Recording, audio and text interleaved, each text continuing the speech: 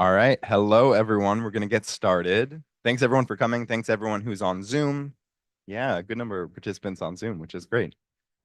Hello, and welcome to the IAIFI Fireside Chat on the 2024 Nobel Prize in Physics and Chemistry, as George rightly points out. We're going to talk about its history and its future, and the interplay between physics and AI more broadly, with probably some insights in many other fields. People probably will talk about engineering and biology and various subfields like that, whether they should be as siloed as they are today. We have a really exciting set of experts who have all been probing this intersection from various different directions. And actually, I'll just have them very briefly introduce themselves, starting off with Dee. Okay, yeah, thanks a lot for the invitation. It's really great to participate in the event today. My name is Hidenori, and just as an assistant professor at UCLA, my research is in the area of AI and quantum many-body physics and quantum computations. Thanks. My name is Barbastathis. I'm in mechanical engineering here at MIT. I work on optical imaging and AI and related things. Hi, I'm Hidenori Tanaka. So I work on physics of AI, and I'm running this joint academia industry program at Harvard called Physics of Intelligence program, which is actually about studying AI using tools and mindsets from physics. And if people can hear me, We can hear you perfectly. Okay, perfect. I'm Alex Atanasov. I'm a recent Harvard PhD grad that I'm also working on the physics of AI using methods in statistical physics to understand deep learning, both theoretically and empirically. Perfect. Okay, so we're going to jump into the panel discussion a little bit later, but first we've asked George to give a very high-level historical overview about how we got here. So if you would go ahead whenever you're ready. Yeah.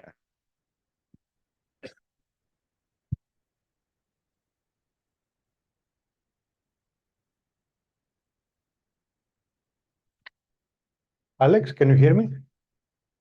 Yes. Great. Okay, hi everyone. Let me first start by thanking Alex, this Alex and Gaia, and we're getting feedback here. So. Yeah, and of course our host, IAIFI, and my friend Jesse, and everybody organizing this event. So I'm going to give you a condensed version of a presentation I gave 1 week actually after the Nobel Prize was awarded. I have to say I was very surprised, which I think is a feeling we all have here. I was actually in Greece. I was visiting for a family reason, and I was about to board the plane when my phone popped out a notification. And I was very happy for a number of reasons. One is that I took a class with John Hopfield in my first year of graduate school. I was a starting grad student at Caltech. And of course, I was very happy that he was not my advisor, but I took his class. I was very happy, right, to have taken a class with a Nobel laureate. And what's happening here? Uh-oh. Okay, yeah, thanks. And but then also I thought the Nobel Committee was trying to send us a message because they followed on the next day with another prize in chemistry, also for something relating to AI. Oh, this is a physics department. I guess the word chemistry not forbidden, right? Okay. Okay, never mind. Okay, so here are the two laureates for physics, and of course, what the committee cited them for was the associative memory. This is what Hopfield did, and then Hinton. Actually, Hinton did a lot of things. I think if I read through the announcement, the Nobel Prize was for the autoencoder, which built up on a lot of other work. I will show you a diagram near the end. And then this was the chemistry prize. I have very little to say about that because I know nothing about biochemistry. So I don't want to embarrass myself. But in any case, it was given for protein dynamics. It was half given to a proper biochemist who was studying protein fold. In fact, Baker is his name. And he wrote a computer program to study these dynamics, I don't know, decades ago. And then, of course, Hassabis and Jumper, more modern scientists using neural networks for the same problem. So, of course, everybody rests on the shoulders. Oh, yeah, this is just to show you how far we've come. The top left is from a book that I like quite a bit. It's called well, I forget what it's called, but it's by Hertz, Kroc, and Palmer. Something like about neural computation or something like that. Principles of neural computation, I think. So this is a Hopfield network implemented as resistors, capacitors, and op-amps. Then the bottom is actually my own simulation of a simple Hopfield network that you can see can produce these patterns. And sort of this is ancient stuff, and then you see what the actual neural network looks like. One that can win a Nobel Prize to predict, for example, this happens to be an enzyme that is involved in antimicrobial resistance. A very big worry these days that antibiotics might stop working. So apparently this is related to that problem. So we've come a long way, but as I was starting to say, everybody, even including Nobel laureates, they rest on shoulders of giants. And usually the oldest paper that people cite is this one by McCulloch and Pitts, 1943. Of course, it goes back even further, right? But this is usually cited as a milestone. What they basically did is they proposed using neuron-like structures as logic gates. And then later, Hebb, in another seminal work, he proposed that the way we learn, biological learning now, is by adapting the strength of connections between neurons, kind of like wires that you can adjust the capacitance, right? And then this controls how signals propagate through. But Hebb's book is actually psychology related, so a lot of it is not technical. But the idea of updating neuron values, neuron weights, it came really from that book. And then Rosenblatt, a little bit later, I think most people credit Rosenblatt for the invention of something called the perceptron, which is an artificial neuron. And you can see here his rudimentary diagrams of very basic neurons doing simple computations. Actually, the paper is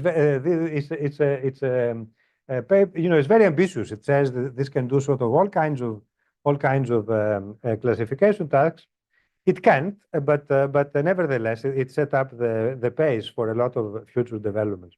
So this is what a real neuron looks like. I stole this from the web somewhere. And the way we understand neurons, even then people knew that neurons typically discharge, and presumably that's how computation happens in the brain. Neurons discharge, and then the charges go to neighboring neurons, and so on and so forth. Right?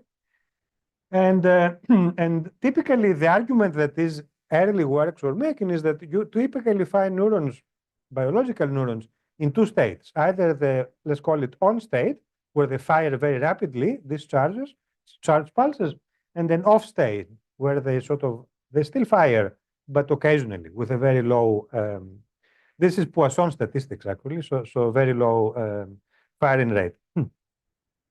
And this was the inspiration from the beginning for all of the work by McCulloch and Pitts and so on, that maybe you can emulate or rather simulate this kind of behavior in an artificial computational device. So this is what a simple such device looks like. It has three inputs. One of them is called a bias because it is clamped onto a fixed value. And then the others are the real inputs, and they are weighted by these constants W1, W2. And then the output comes across as a sequence. The first thing you do is you form a linear combination of the inputs times the weights. You can see the role of the bias here. It produces a constant. And then followed by an activation function that in those days, I guess I'm old enough to say, when I was a student, the universally used activation function was a sigmoid. And why a sigmoid? Well, because it does look like this, right? It has an on state and an off state, and then some kind of a sharp transition in between. A lot of people used to use actually hard thresholds, but they're not differentiable, right? This is differentiable. So that's a good. Okay, and but then one of the revolutions that happened along the way is the invention of this alternative activation unit that we now call ReLU, rectified linear unit, which is not quite like that, right? It is actually off for most of the time, and then it is linear. It has a lot of advantages. I don't have time to go into it. One of them that is obvious is that its derivative equals either 1 or 0. So you save a lot of computation, right? But there's other even more important advantage. Anyway, And by the way, the sigmoid has not gone away completely. People who do attention, they use attention in neural nets. Attention units typically still involve sigmoidal function. Okay, and then of course, very quickly, actually Marvin Minsky, the late MIT professor, is credited with discovering the limitations of a single neuron. And then people started to use sort of arrangements like this, layered arrangements that we now call deep neural networks. And I think that's the first time we'll see Hinton's name in this presentation. He was involved in an early paper which basically showed how to adjust the weights of a neural network so that the output can match a particular data set. Now we call this supervised learning. So this was, now we think of it as an easy idea, and in fact is popular in a lot of fields. It's called the automatic differentiation. My friend Alan Edelman in the mathematics department has an entire class where they tell you how to use it. And the ReLU, the more modern thing, that was also proposed by Hinton in another paper in 2010, much more recent, I guess. For various reasons, but one of the things that makes it special is it acts like a sparsifier. Since I have a lot of friends here who deal with including Gaia, who works for my other friend Demba Ba at Harvard, deal with sparsity. This device here is kind of sparsity promoting because a lot of the time when the inputs are in this regime, the output is zero, right? And that sort of turns off part of the neural network. That's a second advantage of this device. That was pointed out very soon by another paper by Benzio, who is at Montreal. Okay, so this sort of the neural network path, what Hopfield did was not exactly a layered neural network. It was what we call an associative memory. And the way this works is the following. Associative memory is something we very commonly do as humans when we have a stimulus that looks like something familiar. And then that brings up a reconstruction of some sort of more thorough, more complete signal in our mind. So, for example, this could be if you see something noisy that you recognize as an insect, or you see a beer bottle and you know that there's 2 beer bottles should be there, and then you imagine the 2 beer bottles, and so on. This is like a piece of a wolf or a dog or something. So that we do all the time if you think about it. If I tell you the name of your mother, most likely you will sort of kind of see your mother, right, in your mind's eye. So Hopfield's insight is to execute this operation as a dynamical system. So you basically think of the partial memory as an initial condition, and then you run a set of differential equations. And then the final state, as t goes to infinity, what we call steady state in engineering, or equilibrium, I guess, in physics. The steady state would be the fully reconstructed signal. That was Hopfield's insight. And then he came up with a recurrent neural network for how to do it. That's another way to visualize it. So we think of dynamical systems usually in terms of a space that has attractors, right? The attractors are where the derivatives go to zero. These are the equilibria. So the way the Hopfield network works is you initialize it with a partial recall, and then it will follow the corresponding trajectory depending on the initial condition and land at an equilibrium that is the full recall. And then, of course, depending if you do the job right, then there's going to be different basins of attraction. So, for example, if you initialize it there, then it will go to a different equilibrium, right? So I don't have time to go into the details of how Hopfield worked this out. But I'll tell you that it looks different. It is not a layered network. It is recurrent in the sense that you have a bunch of units like a soup, and then all of these interact, and then after some time passes, they arrive at this final state. And then again, I used to teach this in my class until the students complained that this is old-fashioned, and then I dropped it. But in any case, these are the simulations I saw them. So this is a Chinese character. I think many of you know it means king. And this is sort of a partial recall, and this is a noisy recall. There's some technical differences between the two. I'm not going to go into it. But anyway, just to show you how the Hopfield dynamics work, this is how this one converges to the equilibrium. And this is also going to converge to equilibrium after some more adventure, right? Okay, so that is actually a very simple Hopfield network. Anybody can implement it with MATLAB ODE45 or whatever we use as a differential equation solver in Python. So the relation to statistical mechanics, and I think many of the panelists have this in common, we appreciate statistical physics, is that it reminds a little bit, it reminds you of something called the Ising model, which is a collection of magnets that have two spin states. And then if you imagine these magnets in a regular arrangement like this, you can think of this as a binary image, right? Where, for example, if the spin is pointing up, it is a bright pixel. If the spin is pointing down, it's a dark pixel, right? So in a weird way, that's an image.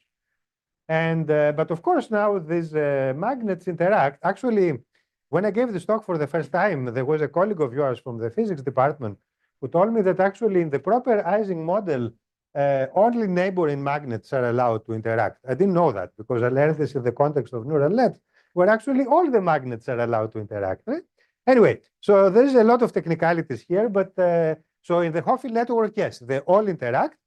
And another important difference, of course, is that the interaction is not inversely proportional to the distance as magnetic law would dictate, but rather it is engineered. And it is engineered how? So that it can produce this equilibrium and converge to these memories. So there's a lot of clever analogies here. As you can see, there is a sense of temperature that tells you how likely the pixels now are to flip, just like magnets in the Ising model. To make a long story short, this was not done by Hopfield, but there were epic papers that sort of try to understand how these Hopfield networks arrive at equilibrium. And also they characterized it as like a phase diagram. I think you know this stuff better than me. So what you see here is kind of like the capacity, how many memories you are trying to store into this large collection of neurons. And the vertical axis is the temperature, how likely the magnets or the pixels are to influence each other. And you can see that depending on the relative values of these two variables, it can have different phases. For example, here you have stable equilibria with some spurious, perhaps, equilibria that are metastable. Here you get, you really get metastable equilibria in this regime. And then here you get unstable equilibria. And finally, here you get nothing. This has become a soup, right? And so basically, these two are considered to be relatively useful states, and they determine the capacity of the network. I'm showing this just to illustrate. First of all, it's an epic paper, as I said. It's like really complicated the way they did it. They came up with a relatively simple conclusion that tells you how many memories you can store if you have a given number of neurons in the Hopfield network. So we don't use any of this stuff nowadays. When I was a student, this was actually a very popular field of study. But you can see how it introduces already ideas of complexity, of stability of equilibria, reliability of neural networks, and also ways to attack it like a physicist, right? Thinking like a physicist, how you can reduce it to simple principles and then use them to build up the more complicated understanding. I'm almost ready to finish. Just to follow a lineage here, very soon after Hopfield wrote two papers in 82 and 84 that we now associate with the Hopfield network. Very soon after that, I think it was 85 or 86, Hinton again came up with something called the Bolzmann machine, which is kind of like a Hopfield network, but also it has hidden units that are actually statistical. So the Hopfield network, even though the magnets interact, their interaction is deterministic, meaning once you start it, you can write a set of equations that will guide you to the steady state. But in the Boltzmann machine, some of the units actually have the freedom to flip freely. And this operates in a different way. So what you see here is I've stored three patterns in this Boltzmann machine, O, X, and T. Okay, if you can believe that these are the corresponding letters, very low resolution. And then what it does, if you initialize it randomly, it will converge to one of the three or the flip of one of the three. And what you control is the probability that it will arrive at each one of these three equilibria. So in this case, I made the probabilities equal. That is actually the easiest to do. And then indeed, if you run it a bunch of times, then roughly 1/3 of the time it produces each letter, right? Okay, that sounds kind of like a pointless thing to do, but I think you can kind of see the lineage to what we now call deep fakes and the generative learning. This actually, it has been taught something, and now it recalls some of what it has been taught in a very crude way. But then it evolved, and I will show you the lineage how it evolved. Just to remind you again that all of this used to be very crude and very rudimentary, but now you can see how Hassabis and Jumper and their colleagues, they put it all together to do something very, very complicated. So I do not myself know all the components of this AlphaFold, but the thing that struck me, and apparently also struck the Nobel Committee, because they emphasized it in the, in the document that they posted after the award, what struck them is that this device is not simply trained on data. There is plenty of protein folding data and, X-ray crystallography data and all kinds of stuff. But they didn't just take all this data and train it to guess new proteins. They actually took into account quantities like chemical and electrical affinity as these very complicated structures move around. And they used that to restrict the way this network can learn. So that was very, very important in order to get it right, because actually now we know that the things that this device predicts, actually they can be verified in real life and have been useful in many, many occasions already. I think I saw this before. This is the enzyme that causes antimicrobial resistance. And these are rather interesting structures, chemical structures, that the model was able to analyze. For example, this can decompose plastic, right? So you can imagine, you can design it so that you can unleash it and it will eat plastic garbage. Okay, so the last thing I want to show is sort of this lineage, because I think all of us were surprised. It's fair to say everybody was surprised. How come it went to those two, especially the physics prize? And my explanation has to do with these lineages. I'm not going to go through all of it. These are the very old papers I showed you at the beginning, sort of the origins of the perceptron. Then there was someone called Kohonen, a Finnish professor, who came up with something intermediate called, anybody here have heard of Kohonen networks? No. Oh, you have? Oh, cool, yeah. Anyway, okay. I guess people like Demba and me and our associates know Kohonen network. Nobody knows about this, but then, and actually nobody knew about this either until 3 weeks ago, right? Okay, so, but actually, if you read Hopfield's paper, especially the 82 one, he makes a very clear case for how he was inspired by the Kohonen map. Anyway, and then I think I told you some of these lineage, associative memory, Bolzmann machine, then Hinton again with one of his students, they invented something called the restricted Bolzmann machine, whatever that is. And then came the neural network autoencoder. I think all of you know what autoencoders are, right? They're neural networks that have like a, what do you call it? A funnel. So they produce reduced representation. And then came the variational autoencoder, and then the generative adversarial network, and then deep fakes, right? So this is one lineage that I'm guessing was important in the world of the prize, and perhaps less well known, because sort of below the variational autoencoder, most people do not know the history of how it came about. This, I think, most people know. It involves a lot of other big names. LeCun, for example, came up with convolutional nets. I mentioned already, Backprop preceded also this, Rumelhart and Hinton, the algorithm that allows you to adjust the weights. And then the Relu invention I mentioned, and then Alex Krzyzewski was also one of Hinton's students who came up with, actually he didn't come up with anything. He knew all of this stuff already, so he was able to use it now, to synthesize it to what we call now AlexNet. That was a very successful classifier, a very successful pattern recognition network. The only time, in fact, that people outside the narrow community started to believe that maybe there is something to neural nets. It was really AlexNet. Also, if you, okay, I didn't have enough room to make this chronologically proportional, but if you look carefully here, there was kind of a gap between 86 and 2006. Well, okay, never mind. Let's say 97 and 2006, almost 10 years.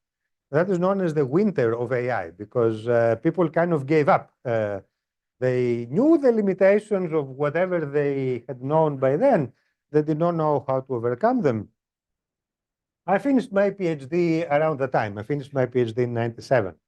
So I experienced this actually. I wanted to work on neural nets when I came to MIT, but I didn't dare because, you know, the whole field was kind of disappearing. Maybe I should have persisted. Anyway, I came back a couple of decades later. Anyway, I think that's all I had to show. Oh yeah, and the last thing I would like to, since you are kind enough to host me, I would like to advertise a little bit a class that I teach. It is actually a Schwarzman college class, but it is about I really do this back and forth in my class. I used to show this diagram before the Nobel Prize.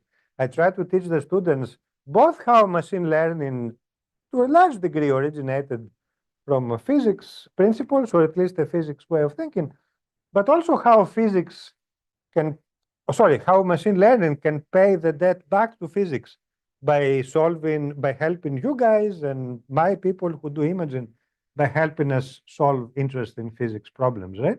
And of course, I'll acknowledge that this is not just physics. A lot of other disciplines, mostly mathematical disciplines, have to come in. But anyway, so this class is for both undergraduates and graduate students. Please consider taking it. I would love to have more physicists in my audience. Okay, that's it. Thank you.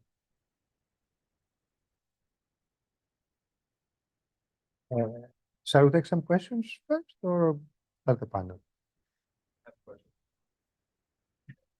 Well, any questions for me or any flames? Maybe someone disagrees with what I said. Is fine. Okay, so then I guess I'll disconnect. Go to the panel.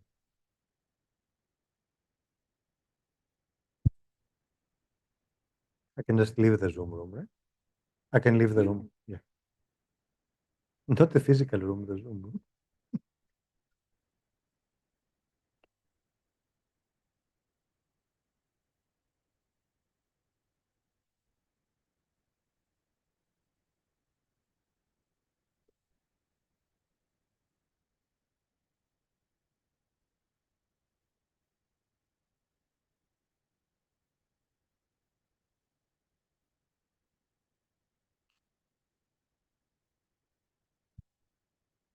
So maybe I can start by asking my fellow panelists in any order. What is your take on the Nobel Prize? And perhaps, in your opinion, what was the Nobel Committee trying to tell us, or what were they trying to? Shall I start with the other Alex, who is remote and lonely? Yeah, I appreciate it. Sure, I can start off. I remember very vividly waking up super early on the morning that the Nobel Prize was awarded to Hinton and Hopfield and being super surprised by it. But honestly, being quite impressed. I think it speaks very highly to the Nobel Committee's ability to adapt and be flexible and recognize good research and its vivid sort of correspondence and connection with physics. I think I spent the entire day arguing on Twitter with people about the Nobel Prize. The Nobel Prize in chemistry, I think, was a lot more expected. I mean, people had known for a while and they were expecting, John Jumper and Demis Hassabis to get that prize, but they were expecting it sort of 10 years out or something like that. So it was also very maybe surprising that it went so quickly. I think, again, very well deserving. So I think, at least on the panel, and I think we're all roughly in some agreement that there is a lot to be that was deserved in the award to Hopfield and to Hinton. And I'm excited to go into detail about it. Thanks, Alex. We should go next, to my left or to my right? Okay. Yeah, I think for me, it's also really a surprise, but also a lot of fans have different opinion when they hear this news to me.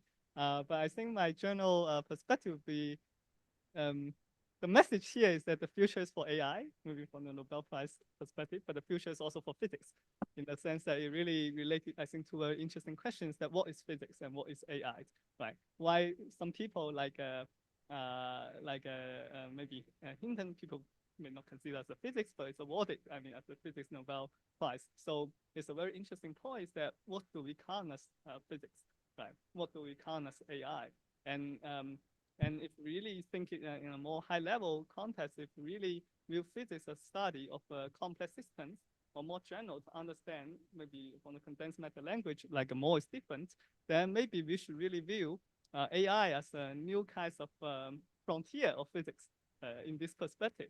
That may actually lead to us a lot of new interesting perspective. But definitely at the same time, I think the Nobel Prize also awarded to chemistry in this also related to AI. I think it's a very complementary perspective. I think for the physics side more on the physics for AI, and the chemistry is more the AI for not physics for chemistry, but like AI for science, I would say in general. So I think the future is promising maybe for both fields if we take a more broad perspective. Let me interject. I read that Hinton, who is a very, very self-deprecating person, he joined remotely in the announcement of the Nobel Prize. And he said he was trained as a physicist, right? So he said that when he was young, he felt he was not smart enough to do solid-state physics, so he did the neural networks instead.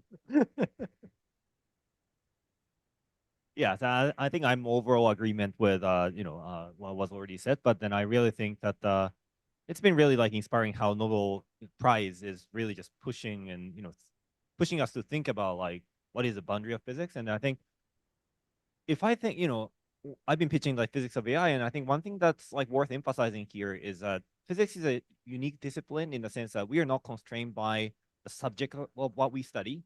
Other fields, like when we say biology is about biological organisms, chemistry is about chemical organism. But when we say physics, people ask me, are you studying stars or particle physics? Or it's really not constrained. And then through the last centuries of evolution of physics as a discipline, it's been just the consistent nature has been that the physics has been keep expanding. And I read some historical articles about how Hopfield and also Bert Halperin at Harvard and like all these people, I think one consistent trend is that all the condensed matter physicists who were really jumped into the board early in last century talks about how Pauli used to call condensed matter physics like a dirt physics. Pauli was okay, pure physics is particle physics, elementary physics, and then condensed matter physics, you're just studying dirt. So what's this like little material that you're studying, right? So that this debate has been going on for almost like a century. I think it's going to keep going on. I think now the next frontier is like, can AI become physics? And I think it's been, it's such a supportive message for a Nobel Prize that I think physics can expand from what we already define as comfortable space for physicists is. And I think another thing that's worth mentioning is Nobel Prize has been, in previous awards for, let's say, blue light LED, like there's been consistent trend that, okay, physics is not just about pure science. Physics can really interface with engineering, and that's also part of the role of physics has been playing. And I think it's the same because I think the timing where this prize was given to AI was really because of the engineering impact that it's making that was not possible like a decade ago. Yeah, like. Thank you. Anybody from the audience would like to chip in, or yes?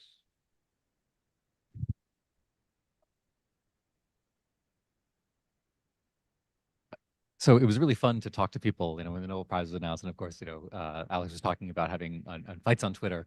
One of the things that is, of course, amazing to think about, the physicist way of thinking about ensembles and ensembles as a strategy for learning. But George, something that you had in your lineage is that if I think about, the lineage that had kind of generative models, that it started off as being kind of physics inspired, but then once you get up to GANs, now you're getting into a place where you're really thinking about generation less in terms of ensembles and more about functions that are mapping from one space to another space. And so in some sense, the physics gets hidden along that lineage, and of course, things like diffusion models are maybe bringing back some of that physics. But I'm curious, kind of your thoughts about both the transition between ensemble thinking, which is very much a physicist way of thinking, versus function thinking, and then also kind of related to this about kind of biological inspirations for intelligence versus physical inspirations for intelligence, that you started off by talking about neurons connecting, but that's very different than a kind of an Ising-like system. I'd be curious kind of your thoughts on that. Yeah, thanks. That's a great question, really great question. Because you made me reminisce of my time as a graduate student. So actually, where do I start? Let me start with a very simple answer to what you said, Jesse. I think the relationship, actually, what you call functional thinking, I would actually call it engineering. So the way I understand what Hopfield did is he started from a physical system he understood, where, an ensemble that a solid state physicist is very comfortable with. And then he imagined that you can make it artificial now, so it is no longer a magnet, it is, bits in a computer. And then because it is artificial, he was able to engineer it and make an associative memory, right? So if you provoke me enough, I'm going to start writing math on the blackboard, but I'm not going to do it. But if you look at the Hopfield network, what it really is, it is a set of differential equations that have a linear term and a nonlinearity. And then it is designed in a way that its equilibria are designed arrangements of the neurons. By arrangement, I mean which one is going to be 1 and which one is going to be 0, right? Or you can think of it as arrangements of magnets, right? Spins. So I thought at the time when I was taking the class, and I still think that was kind of brilliant, right? Also, I can't help but reminisce that that was a great time to be at Caltech because at the time I had Hopfield as one of my professors. Carver Mead was there. I don't know if any of you know the name Carver Mead. He was one of the initial people. He co-founded Intel, among other things. So pioneered digital electronics. And at the time, he was interested in analog electronics to implement things like Hopfield networks. So he was there. And Christoph Koch was also there as a professor, who was now very famous. He went to the Allen Institute in Seattle, and he's working on consciousness. So a lot of these discussions were taking place. What is the relationship between physics, neuroscience, and computation? Along the lines that Hidenori was mentioning, neuroscience is a great place to study these things because there's no doubt neurons are physical things, right? They exist, they emit electricity, right? They receive ions and emit more ions, and they do computation in a very spectacular way, right? We have a very famous colleague, Tommy Poggio, right? Many of you probably know Tommy. He was also one of the very big players in that area. And he also pioneered some of these analogies, right? What are the mathematics of neurons as a collective, as a collection of simple computers, but also how you can engineer now artificial neurons to do what you want. Yeah. Yeah, sorry, maybe I monopolized. Anybody else want to? So maybe I can echo on this point. Actually, I think one thing very interesting is that the Nobel Prize was awarded to this very early work, which is definitely have a big connection to physics. But some friends also questions me. They say, you see in the past 2 or 3 years, all those great advancements in machine learning, how much physics contribution really happens there. Definitely, there's a lot of work later, justify some of this development from the physics perspective. But for example, again, maybe some of this LLM, people say that, oh, it may just come up by computer scientists, use some try and error. But I think that really points out one very key thing is that what's the next step? After this Nobel Prize given to physics, can we really distinguish what's the fundamental principle inside all this AI, behind this AI? Can we distinguish what's the engineering advancement compared to what's the scientific advancement in terms of the principles? I think one beautiful thing of the physics is that we start with some picture or some theory or some model, right? And then we investigate from some first principle idea. I think this is very powerful, but definitely on the engineering side, another approach is also very powerful. You do try and error, you come up with different tricks, right? But it's important that nowadays there's so many state of art published in all these conferences, but how much state of art are really coming from fundamental breakthrough or just some metrical fine-tuning of some parameters, right? So I think this is very important for physics to think about. In particular, we have a lot of principle from statistical mechanics, quantum information theory, complexity theory. So all those technique of, for example, related to the average performance of this ensemble, conventionally people study instead math. All those things I think are very crucial compared to just the worst case analysis in computer science perspective.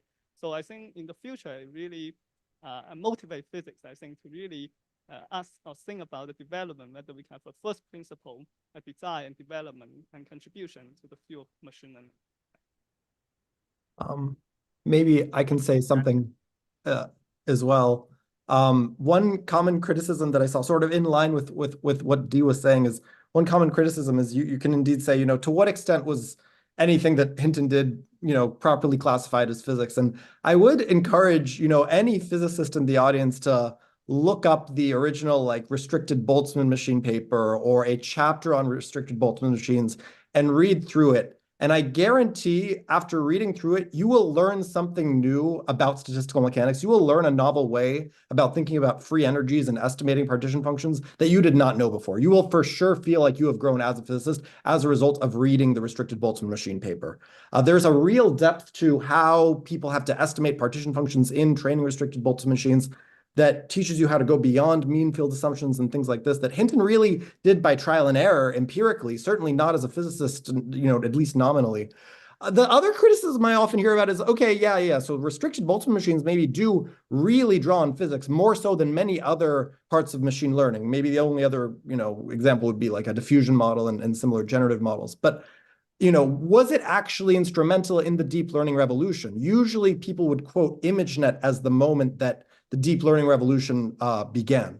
But if you actually read, even Bengio's book on deep learning, there's a section in that book where Bengio attributes the beginning of the sort of summer or the spring of deep learning, not to the ImageNet moment, but actually to a moment in 2006 when Geoffrey Hinton and his students were able to get restricted Boltzmann machines to correctly train and generate images from the MNIST dataset, which to us now seems like a very laughable and simple dataset. But the way that scaling laws work back then, that really was a state-of-the-art achievement that really did start all of this renewed interest in deep learning.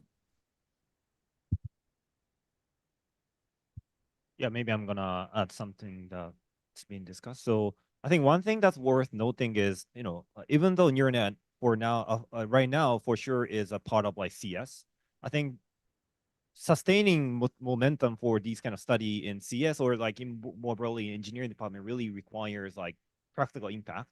But then I think what happened in the winter age of deep learning is actually a lot of physicists or psychologists who are much more minded to understand scientifically what's happening in the brain. That motivation is really what kept people going through the hardest age of deep learning in a way. And then I think this particular Nobel Prize was really given for the what has really motivated a lot of people to keep sustaining this energy of pushing this idea of deep learning before it's seeing the light. And then that's, I think, how I interpret this award for Hopfield network, etc. And then I think that was also interesting discussion point is how physicists has been contributed to the modern progress of, let's say, large generative models, etc. One thing that I want to really point out is that, first of all, if you look at who are working at these big tech companies like OpenAI and Anthropic, we do see a lot of physicists, and then they are actively hiring a lot of physicists. And I think my understanding is that physics is fundamentally empirical field, right? Which is different from part of the computer science, at least, where when we think about computer in more the von Neumann machine conventional sense, computer is supposed to be flipping bits with almost as little error as possible with really strict error correction.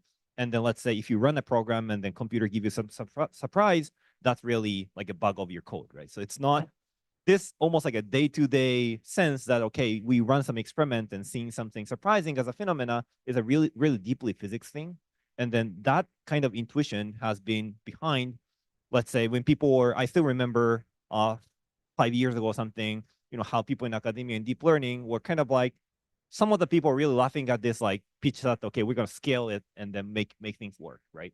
Because that's not how, at least part of the, let's say, theoretical computer science goes, because you have to bound the error, theoretically analyze, almost mathematically analyze and prove what the algorithm should do, versus the approach that was succeeded at the end was, okay, we never know what's going to really happen, but make it bigger, do some scaling, And then that's really the empirical vibe. So when people say, okay, how physics can contribute to AI, some of the discussion often goes to just like applying existing method in physics. But then I think another really important thing is the attitude as a physicist. And I think that's what also Hopfield writes in many of his monologues, etc. So I think one thing that consistently appears in Hopfield's writing about his approach is to just interpret physics as a point of view about the world. He repeatedly say that. He says he was a son of physicist parents, and then from when he was young, physics was all about just breaking things around you, empirically just sweeping some parameters, seeing how they empirically behave, and then writing down some simple equations. So I think that work of Hopfield memory is really just having some interesting phenomena of associative memory, writing down the simplest model. It's really just about the attitude as opposed to, like applying chain of integral techniques from physics, etc. So I think that's another key message. Yeah, I agree. Even though I'm not a physicist myself, I was trained as a double E, but I agree. To me, physics is a way of thinking, right? A way of the most inductive science that we have, right? You typically from something very simple, very small, and you derive all these wonderful conclusions. Newton's law is like that, Maxwell's laws, and I agree. What is people try to do, Hinton and Hopfield, they try to do something similar for computation, right? Which is typically, as you said, not how a computer scientist thinks about computation. And I don't think we need to take a side, one is better than the other. I think both are very useful, right, and very complementary. And probably that's why all this field has become so successful, right? Because they managed to collaborate. Yeah, maybe I want to keep adding some thoughts on that in the sense that I really like about to read about history of physics, and then I think even in the history of physics, they're really like two different kind of people as a physicist. Like one is, I think, one physicist, the singular physicist that has defined the modern day notion of like being a theoretical physics is like Einstein over there, right? So using the power of like reasoning, mathematical thinking, etc., to just paint the theoretical world that even before people experimenting fully of it, right? But then there are like a lot of totally different kind of physicists in the history, like Michael Faraday. Like he dropped out of I forgot if it was a junior high or high school. He knew almost no math, but he was really visual thinker. All his like lab experimental notebook were just like little diagram with almost like a no math. But then he was carefully sweeping with a parameter to get the empirical laws of electricity and magnetism. Another person that I often think about is Helmholtz. He was a physician himself because his job was a physician, but then he went into, of course, thinking about like energy conservation. And I think at the time, like people were like literally eating foods and weighing their weights, etc., to see whether what they ate has gone somewhere. Like these are really like a lot of the fundamental laws, in particular empirical laws of physics, the way they were discovered is like that. But I think I personally have a strong statement that we have kind of overfitted to the success of Einstein, right? I mean, when people hear physicist, oh, Einstein, that's physicist. But then for the most part of the history, in particular, when the field is still lacking some basic laws that lay the foundation of the field, most of the physicists actually do look like Faraday or Helmholtz or these really empirical people. And then I think one thing we can agree on about the physics of intelligence, AI, is that we are still in a really early stage, right? So I would really strongly argue that the style of physics that we need in this physics of AI is really the style like Michael Faraday as opposed to Einstein, who comes, Maxwell and Einstein really came to just clean up everything on almost like the last day. Sorry, I'm taking some like biased position here, but that's how I strongly feel about physics of AI right now. Yeah, actually, I think this is a very nice point. And personally, I do have a conjecture in the sense that the development of theoretical physics actually is proportional to the development of experimental physics, at least in the history, in a sense because even there's many talented theoretical physics, but when you make a theory, you need to first see some phenomena. If we cannot even see phenomena, it's sometimes very hard to make theory. And indeed, the conjecture here is that how much information the experimental physics can achieve actually is very crucial to the development of theoretical physics. So if we think about the high energy experiment, people can do all the scattering experiment. It's very great. The first time people can control this particle in a more global level. And when we move to condensed matter, people can do experiment on material. You can twist the material at a global field. You have more control on your measurement to get information out of your system. But this control is still global. And now if we move to the AMO experiment, or people building quantum computer now, you can do individual control of your atom, your molecule. And then you can now get more information access and build more powerful device. And taking this perspective, we will ask them, actually, we should also view neural network as experimental platforms in the sense that we can control every neuron precisely, even without noise. Like it's a perfect experimental system. You can reproduce this experiment 100%. You can do whatever you want. Right. So that's actually, it's very exciting because according to this conjecture, then we should build a better theory for our neural network. But the question is that there's so much information now we can interact with this neural network experiment. We should really view it as some kind of new material. Right now we can do whatever we want with this material. Then the question is that what's the underlying organizing principle of this material?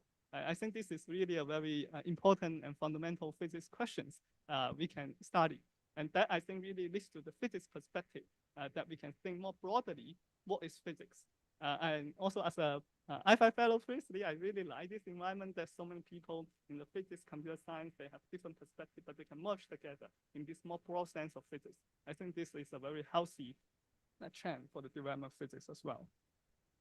And I just want to echo, I really agree with what Hidenori was saying. I think the importance of empirical deep learning is absolutely foundational in what makes this field just a healthy field of physics. I think one of the things that when I talk to graduate students, they're most impressed by or most excited about is just how incredibly healthy the field is, like how nice and collaborative everyone is with one another. And part of that is because there's just like no shortage of phenomena that are left unexplained. That I think every year there's just a new phenomenon that somewhat like, empirically is begging for both more empirics and also for more theory. We've seen, just to list a few, double descent, progressive sharpening, lazy training, the catapult effect. And these are all corners of the full picture. And they really do give a lot of insight into what learning is, what representation learning is, how to disentangle representation learning from just fitting data and interpolating, how to benignly interpolate data. These are very foundational questions in information processing in high dimensions. And there's so much left to uncover.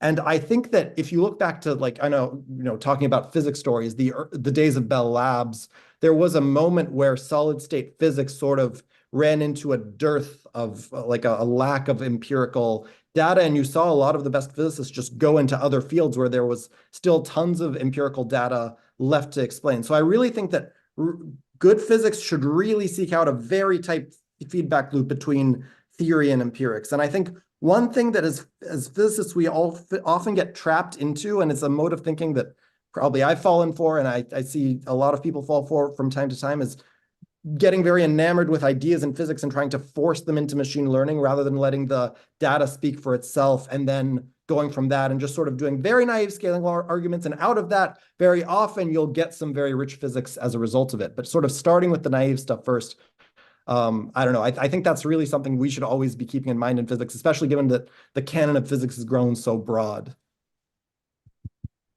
Give our audience the chance to maybe ask more questions.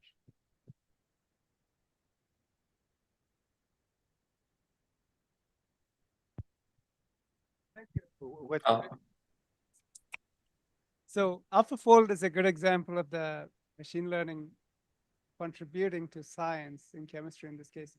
And we see a lot of examples of that coming now, especially in physics and so on. Can you comment on where you think the most exciting developments in this area are, and where essentially AI is contributing to new discoveries in physics? And maybe more controversially, how would you attribute contribution, for example, for future Nobel Prizes when this happens?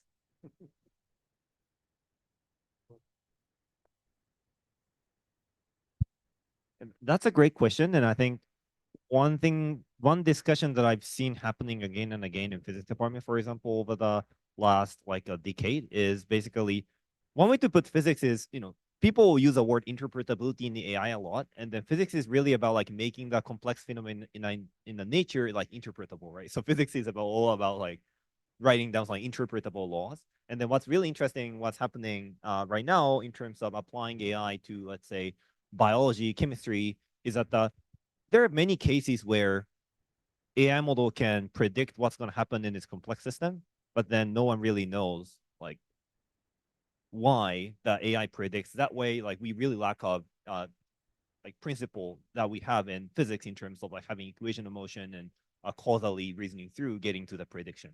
And from that perspective, yeah, I think one of the characteristics for fields where AI going to make a lot of contribution going forward is really just like complex systems, where because if we know already what the equation of motion is and can simulate, there might be some less advantage of that. But then all the messy fields like, you know, like weather forecasting or biology, where the question that a bit, you know, scary question for the physicist is like, is there even any way to write down the equation to causally explain what's happening there? AI might just like keep going ahead. And then I think one thing that I see in younger students is basically the attitude of, okay, AI model can already predict this, let's say neuroscience, right? Like AI model can already predict what how the neuron going to respond to this input stimuli. Like, why do we even bother to think about writing down some interpretable mathematical equations? So maybe for the, you know, for the other panelists today, one thing that I want to bring up as a discussion point is like just a role of physics style interpretable, you know, analytical model versus black box model. And, you know, just final kind of question that always I hear in this at this intersection of like neuroscience and AI is, what do we even mean by understanding the brain?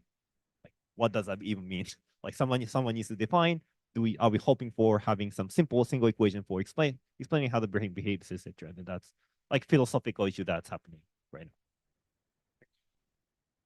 Yeah, I think this is really a nice point to consider, and just a few maybe thoughts on that. The first one I think is the AI for physics perspective is that at least I can see that in the field of condensed matter high energy, at least I think, or quantum many-body system, AI will contribute more and more to the physical simulation in both larger scale or more accurate simulations.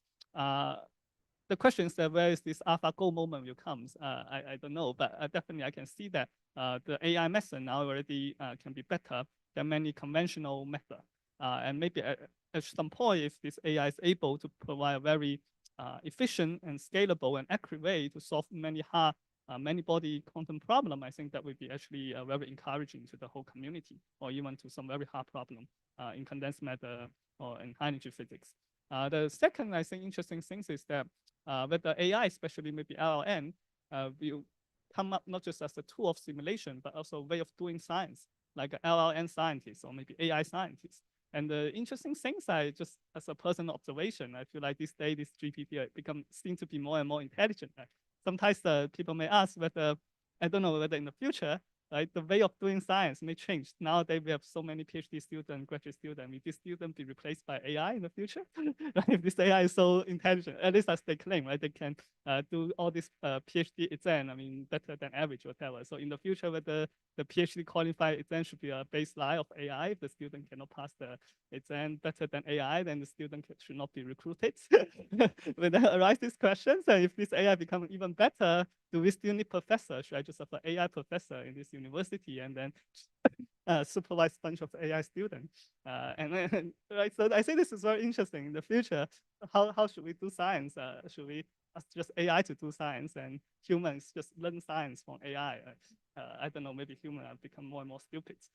But the question is that how can the AI become a master? Because some people say that you really need to become a great physicist, then you need to talk to great physics, right? So currently, maybe the AI cannot talk to too many great physics yet, but they already talk to so many talented PhD students or maybe some very good professor.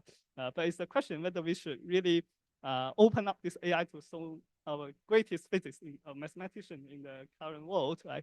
Such this AI can absorb all the human wisdom and become a great scientist, the best scientist in the world, right? If yes, then what should we do? Right? So I think it's a very interesting, as well as it can maybe happens in the future. And another perspective I think is interesting is the physics for AI perspective. I would say that these days people, in the past, I think many of the machine learning are built on classical and statistical principle. I think it's still a very powerful principle. But also with the recent development of maybe quantum information theory and quantum computation, one interesting thing is that the law of quantum mechanics actually can help us to develop or design a better machine learning. I'm not just talking about we want to put this AI on a quantum computer. Maybe they have different challenge, we still need to put this quantum computer.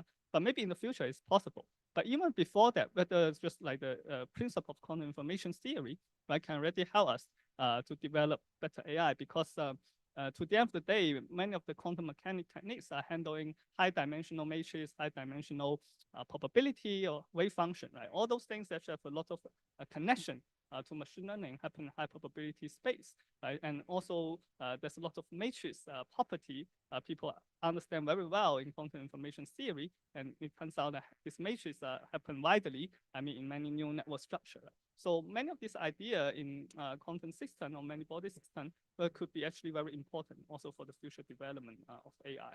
So I think that's also something could be quite exciting. Thanks. Okay. Alex, you want to go next? You're muted. Alex, you're muted. Yeah, I don't have that much to add because I think you covered a lot. I think the question was, how much we need interpretability in the deep learning systems that develop science. And I might have a slightly different perspective than the other panelists, where I do think this is a genuine paradigm shift and notions of interpretability might really change in the way that science is done. And I, could expound on that. And I think the other question was just what other areas of science are you excited about deep learning and AI applying to? And I think I've personally in grad school dealt with enough like symbolic calculations with hypergeometric functions and Mellin integrals that I realized that there is no way that I am the best information processing system to be dealing with that. So I'm really excited for language models to replace me so that I never have to do another hypergeometric integral ever again. And I think that's going to have like important changes for field theory, for quantum field theory, conformal field theory, even string theory. I think it'll push a lot of boundaries in sort of the more mathematically rich aspects of physics. And I'm excited to see that happen. And I think it will happen. Yeah, let me add a couple of things. I will probably repeat some of what you all said because I agree. To me, actually, what the whole field of machine learning taught us, it comes down to the word latent representations. It basically taught us that even in a lot of complexity, even in a lot of data, usually there is underlying mechanisms that are hiding. And if you discover them, you can both explain things and make predictions. I think this is actually what is also most shocking about LLMs, because it's not like LLMs have become so powerful, is that because we, unlike what we believe, are actually so simple. and I mean this in the sense that another good example is so-called recommender algorithms. How does Netflix know so well what you want to watch? How does Amazon know so well what you want to buy? Well, you have no control experiments because you don't know if someone could recommend better, but in any case, they work pretty well, right? So that means even we, in all our sort of personal pride as humans, we're actually pretty simple. We're not so simple, but we have our latent representation, right? Our 10 to the 13 neurons or however many we have, they actually function in ways that are not white noise, right? That's another way to think about it, that there is correlations in the world. And what perhaps these algorithms happen to be particularly good is to discover this higher order, fifth, seventh, 2000th order correlation functions. They're very good at discovering them and exploiting them, right? Now, even though I try to think like a physicist, I'm an engineer. So let's go back to what Rajesh asked before. Maybe we kind of forgot what you asked, Rajesh, but let me try to give a highly engineering answer, which maybe will offend you physicists, but I'll try. In my opinion, actually, a lot of my colleagues over in engineering, they got it wrong. A lot of them, they build robots. My pet peeve is many restaurants these days, especially if you go to places like Singapore, they have a shortage of workers. Every restaurant has a robot, at least a robot, and they're very cute, cute. They drive around and they have a tray and you can put your dirty plates or whatever. We'll take them back to the kitchen. But I think they get it wrong. I think the robot should be in the kitchen doing the difficult work of, peeling potatoes or washing dishes. It's kind of disappointing, actually. Again, I'll speak as an engineer. It's kind of disappointing that these jobs that are difficult, unhygienic, and low pain, right? And low pain, the machines still cannot do them, right? And we still need human intelligence to do these lowly jobs. And yeah, we have the robot showing off itself, in the between the table. So I actually think that from the technology perspective, this is what AI has to fill the gap. How you make robots that do dirty, difficult, unhygienic jobs? It's not very glamorous, right? Imagine they ask you what you do. You say, I do quantum, what do you do again? Quantum many body problems, right? Can you say make a robot that cleans toilets? Who would be, who would be impressed by that? And yet, that's probably one of the most important problems that if we solve, will make people's lives better, right? And that probably applies to physics. I mean, the trauma that Alex described on hypergeometric functions is kind of the cleaning the toilet for physics, isn't it? I mean, someone has to do it, and it's better if the machine does it, right?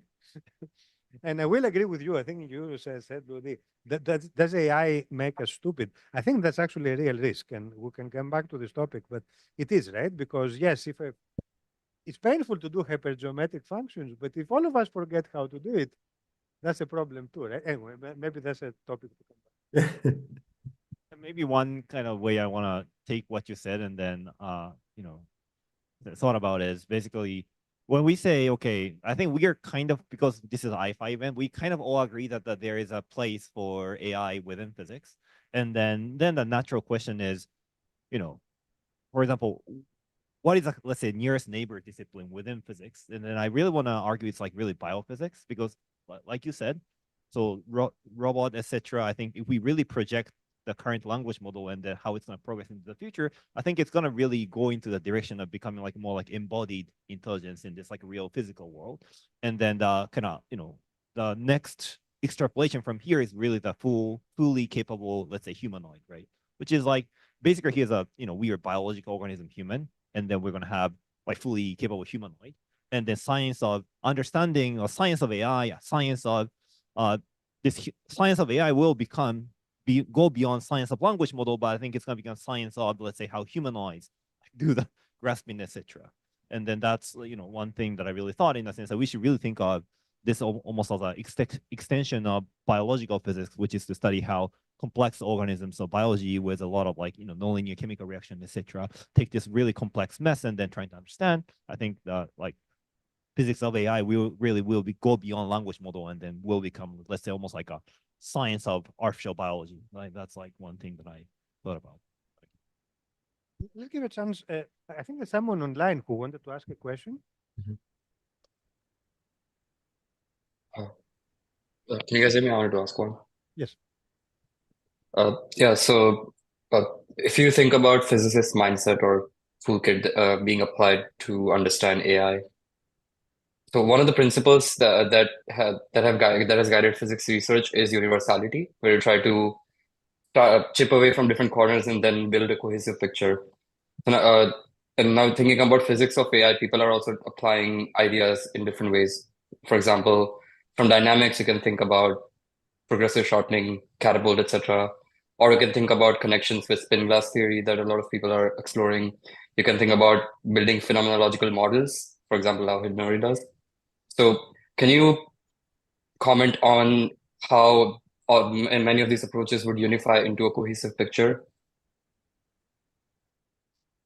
I can maybe make a starting comment if there's something. So I found that like in a lot of deep learning, the word universality is very, very dear to the heart of a lot of physicists. And I think virtually all or at least like 80% of like the really sharp results of deep learning theory, where you can really run a neural network and get a very non-trivial theory curve that perfectly lies on top of experimental empirically observed data. Either it's sort of trivial because of basic scaling arguments that you can get from just thinking about the neural network a little bit and using central limit theorem type arguments, which implicitly is already a form of universality.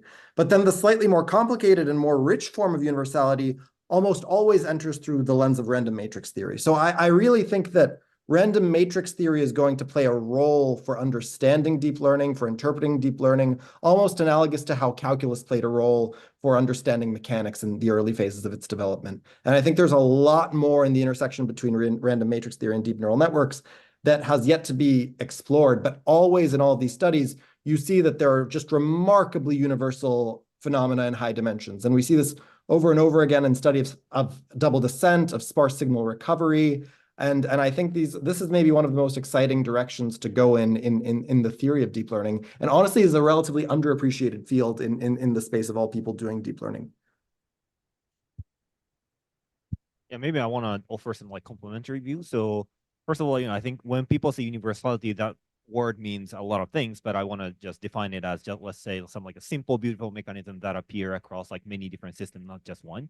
And then I also work on neuroscience. So when I say universality, the kind of frame that I'm thinking is, here is like a rat or something, octopus, like human, transformer, let's say like a deep like just imagine all the intelligent system that exists in the world. And then the question is like, what kind of simple principle can be like, is there anything that can be shared across like all of these different organisms and different architecture, etc., in learning systems? And the way I frame it is like any of these like learning system mostly can be characterized as let's say like a threefold components, like architecture, like what kind of neural network, like networking and what kind of hardware, etc., like network architecture and learning rule, is it a gradient descent or like Hebb rule, etc., like architecture, learning rule, and then data and task. So data is like what kind of physical world that you're interacting with, and then task is, are you classifying the image? Are you trying to predict the next word, right? And then I believe that these like architecture and learning rule massively differ across, let's say, biological organism like AI, even within AI, like they differ. But then what's really shared across all of these intelligent systems is the fact that we are interacting with the physical world. Even the language model, it is trying to speak natural language that is shared with us, or image classifier, it is classifying dog and cats, and then that's what also we interact with, right? So I think one thing that's worth emphasizing about universality is that we are universal in the sense that we all are trying to achieve some like shared tasks, like humanoids, human. We want to share tasks in the world, right? And then the question is, so my hypothesis is almost like equal to evolution in the sense that shared task and data really shapes the same mechanism. Just to give like one sense of, one example, one mechanism that's everywhere in machine learning, but also in our brain is something called like normalization of signal, right? So if you think about how our visual system work, we have to read a book. We can read a book under the bright sun or the dim light in the bedroom, right? So the point is that these signals have like really wide range that you have to adapt to. And to accommodate that, our brain has this mechanism of normalizing activation by dividing the activation by some like a variance and subtracting the mean, etc., right? And then if you look at the world of large language model and deep learning, one thing that you observe everywhere is, again, this like something called like a layer normalization.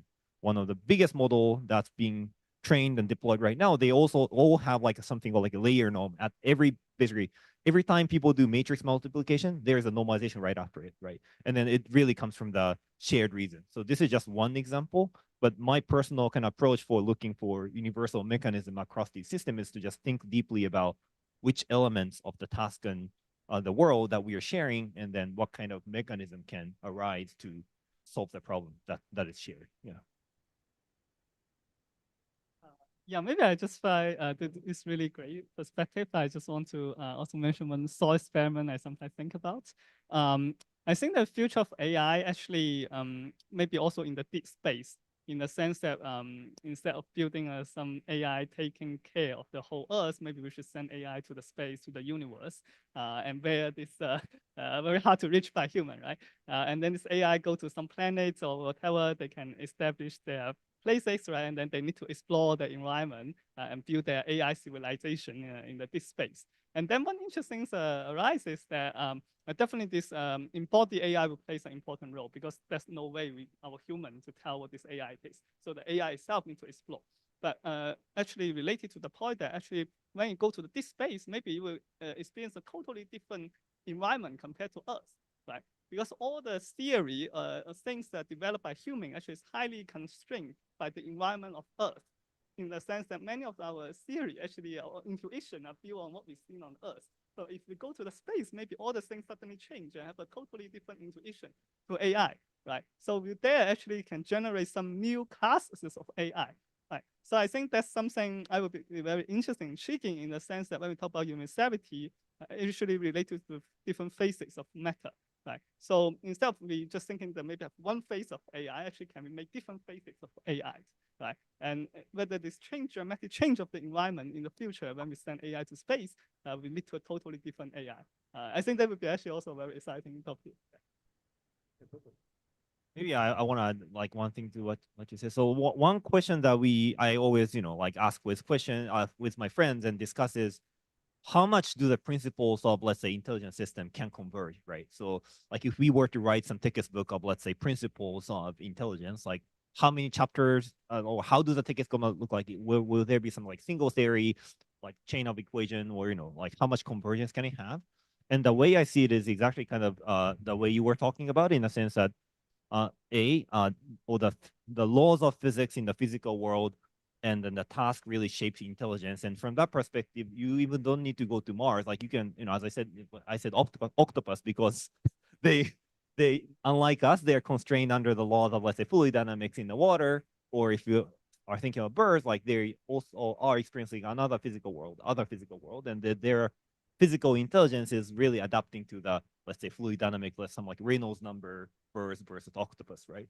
So my personal answer to the question that I raised is, I think the physics of intelligence will really converge to the extent of how much physics has converged, right? So how much did physics converge? I mean, we have particle physics, but then we also have fluid dynamics, and then we are basically trying to paint the entire world's principles by putting a lot of parts like fluid mechanics, thermodynamics, solid state physics, depending on different parameter regime and different kind of systems. Like we have different laws of physics.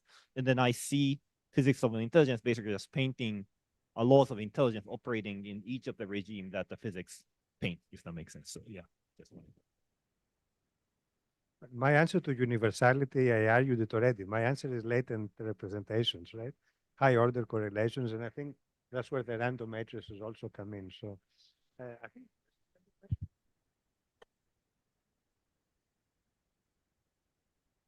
So I want to kind of push Hidenori just a little bit on this. So in the start of George's story, you're starting off with trying to understand the microscopic degrees of freedom of neurons and using that as inspiration, which actually in some sense almost makes more sense when you kind of abstract that into generic networks that might have no connection really at all to a biological substrate. And then of course we see the deep learning revolution.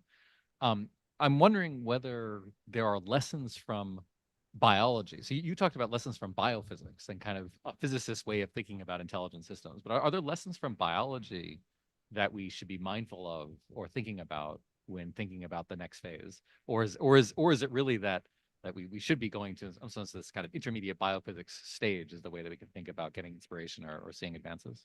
Okay, so yeah, the question is somewhat high level, so I'm gonna kind of try to be a bit more like specific in the sense that one question, for example, that people in the field often ask is, let's say we have neuroscience, which is like neuroscience is about thinking about like actual neuron as a building block of the brain, and then trying to understand how the brain works from the bottom up from this hardware, right? And then there's this entire field of psychology. So people take different views, but some of psychologists almost says like, I'm not really even interested in like how neurons are organized, because like there's just so much. These are basically just like how physics has is like a hierarchy of principles. They believe that the understanding how human behaves really doesn't require going into the size of neurons, right? And then going forward, one pitch that I've been making with our, let's say physics of intelligence program at Harvard is that we call it physics of intelligence because we are entering somehow like a new territory. So neuroscience, again, we had to focus on, let's say, a simple set of neurons solving simple tasks like maybe spatial navigation, and you see grid cell, etc. That's beautiful, but it's simple.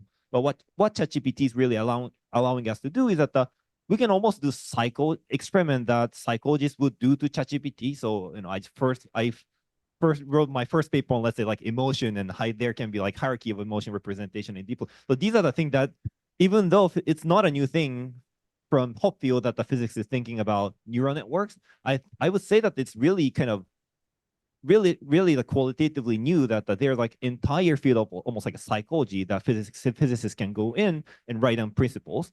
And then when I said, I want to look for universality coming from like a data and task, what I almost like meant more practically is that I want to write down some mathematical model of how brain behaves, etc. Skipping, not always, but in some case, just like even like entirely ignoring about this neural network aspect, because again, if we, let's say, think about how that, let's say, we learn about the concepts of like shape, size, color, etc. We have proposed something like a concept graph, etc. So I think for the future, going from this view that, okay, brain is let's say, nodes are the neurons, and then they're connected by synapse, that's like microscopic view, but there's like entirely new picture that we can potentially draw saying nodes are, let's say, concepts or knowledge, etc. That this is how they're connected, and this is how generative model operates in this space. So I think that's my short answer is maybe psychology is a frontier for physics as well, opened up with generative AI. Let me chip in a little bit. To me, the difference between a biologist and a physicist is, I will refrain from making any jokes, but I'll say that physicists are the most inductive creatures you can imagine, right? You give a physicist one thing, and they're going to build the universe out of this one principle, right?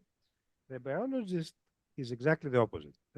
They have to examine every phenomenon in sort of in isolation. Of course, they care about the relationship between phenomena. I'll tell you an example, because since I build optical systems, I've worked with a lot of biologists. So you build a microscope, right? And you say, okay, now we can put a stem cell on the microscope and look at it. And then my biologist friend, who shall remain unnamed, comes and says, oh, is it also going to work for red blood cells? And I'm like, of course it's going to work for red blood cells. It's a microscope. Okay, so that's a true story, actually. I really think this difference between reductive and inductive thinking is very interesting, because sort of it creates also a lot of interesting creative collisions, right? Between the two disciplines, and a lot of discoveries came there from that, especially in the biophysics area. But I think listening to you, I was wondering if AI or maybe LLMs or something else, if they can be tuned to navigate the two different ways of thinking, right? For example, if you expect, as Lodi was saying before, if you expect AI to discover new physical principles, do you need to nudge it, to think in reductionist mode or inductionist mode? I think that's kind of interesting, actually, and perhaps, perhaps another direction.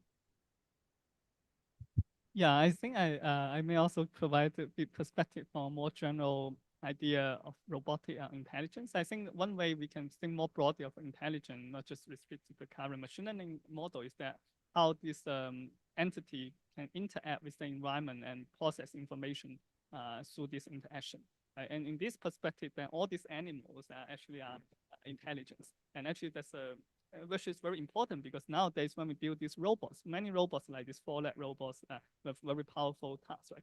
But one thing, if really see deeply, these current robot human build, many cases are very central controlled. They all process information with some complicated chips, right? But in the nature, actually, we see so many other forms of animals or insects. You can process information in a very local way. You just interact very locally, but you can have a lot of robustness without even a very complicated central control. I think this actually is a one very important point, and actually a great visit to be explored, because it can be very energy efficient if you don't do this very centralized control. You can even gain a lot of robustness if you just have a lot of flexible local rules. And indeed, some of my research have recently also involved in this multi-legged robots. We found that actually the wisdom for nature is far beyond the current learning paradigm we have. I think that's actually a lot to learn from nature and from biology, how these different evolutions of animals can actually help us to get a better principle of information processing when we're interacting with complicated environments. Alex? Yeah, I mean, I really do largely agree with most of what's been said about, the relationship between AI and biology, but in the spirit also of, because we just largely agree on so much, because we are at this intersection of physics and AI, in the spirit of maybe sowing a little bit of disagreement. I'll give a little bit of a hot take, just because I have, worked a little bit at the intersection of AI and biology. And I've really found that you can ask the question, like, how many bits of information are there in studying biology versus how many bits of information are there about just the nature of intelligence, how to build intelligent systems, again, between studying biology and between really taking a very strong empirical viewpoint of doing extensive sweeps over data sets, architectures, and cataloging them very scientifically. And I'll say that there's not that many scientific catalogs of extensive sweeps over optimizers, architectures, hyperparameters, data sets. I think those do exist, but they don't exist academically. They exist at like Meta, Anthropic, and OpenAI. And I think those are gold mines of information. And I think the marginal utility of really empirically studying deep learning, and rather than physicists trying to learn to be more like biologists or more like psychologists, learning to be more like just experimentalists rather than theorists would go a longer way. So I'm actually in favor really of, just from experience at the moment, I don't really believe biology is going to bring us a lot of insight. I really think that more thorough understanding of empirics, of thorough sweeps, will really bring us to like the next avenue of our understanding of deep learning. There's this one account on Twitter, Simo Ryu, and it's just this lone student with the profile picture of a cat. And every day he posts a new empirical fact that I'm blown away by. And just the quality and the sort of attention to detail in those experiments really teaches me more than if I were to pick up a neuroscience or even a psychology textbook and read about the qualitative hypotheses posed within. Yeah. I don't know with time. Are we supposed to end at 3:30 or keep going? We haven't done. Okay. Yeah, can I ask a question? Because this seems directly related to the point that you just made, Alex, and something that I think everyone has been alluding to at various points in the conversation. So the discussion, broadly speaking, is about physics and AI. And if I understand it, the perspective generally is that physics for AI is bringing physical principles into the development of and the training of AI. And AI for physics is using AI to solve physics problems. But AI for physics, as I could also understand it, could be the study of and deriving of general physical principles from AI systems that you then apply outside of deep learning. And so like lazy learning and double descent, Alex, you alluded to as maybe being general phenomena that you could apply elsewhere. I'm just curious, what kind of physical discoveries could we make from AI systems that we can then take elsewhere? So, I mean, I guess you asked me a little bit, so I'll just briefly answer, but I think like the other panelists have very useful things to say.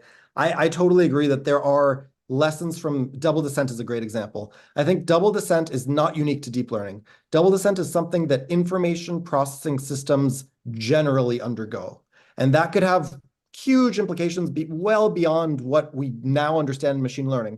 For all you know, extracting qubits from black holes that are Hawking radiating could be a process that undergoes double descent. I don't know. This is just an example. I think there are true universal principles of information processing and information recovery that deep learning is teaching us that we have so much more to explore in. I'll yield to the rest of the panelists. Yeah, and then I think one thing I'm going to add is that one way biophysics can really just biophysics and let's say like AI, physics of AI can be really helpful for physicists is to just like really expand the theory of physics out of its constraint in the sense that, for example, if we are really studying like a pure physical system, basically like one way to put physicists is we're just like experts on linear algebra with symmetric matrices, right? Hermitian matrices. But then if you go anywhere outside of, pure physical system like biology, like interacting species and evolution or interacting neurons, etc. For example, the matrix that doesn't have to be, Hermitian anymore. And then there's like a series of ways like we can just expand, take what we already know in physics, think of it under the frame of like systems outside of physics like biology, AI. And then one example that I can also bring is, let's say, I talked about how the most abundant symmetry in modern neural network, again, is, let's say, it's scale symmetry because of normalization layer. Because normalization layer, you have activation function and you divide by the variance. And since you divide by the variance, in most cases, the norm of activation is not going to change the network output. So you have a vector, you can change the norm, but that will not change the, let's say, energy or the loss of the system, right?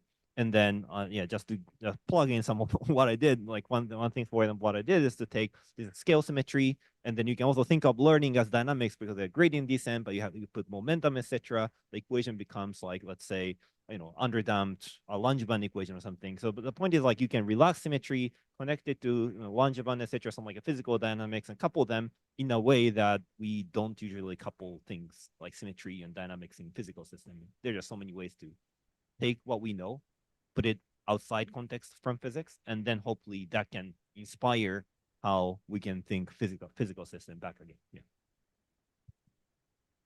Yeah, I think this is really a great point, and maybe one perspective I can also mention from my experience that I think the study of machine learning, in particular in the context of high dimension optimization, can be very fruitful to many fields of area. I think one thing is very interesting for machine learning compared to maybe 10 years or maybe 20 years ago is that in those days, people maybe do a lot of study on convex optimization in low dimension. There's a lot of beautiful theory. But now when people scale up to this foundational model, large language model, this really become very high dimensional optimization.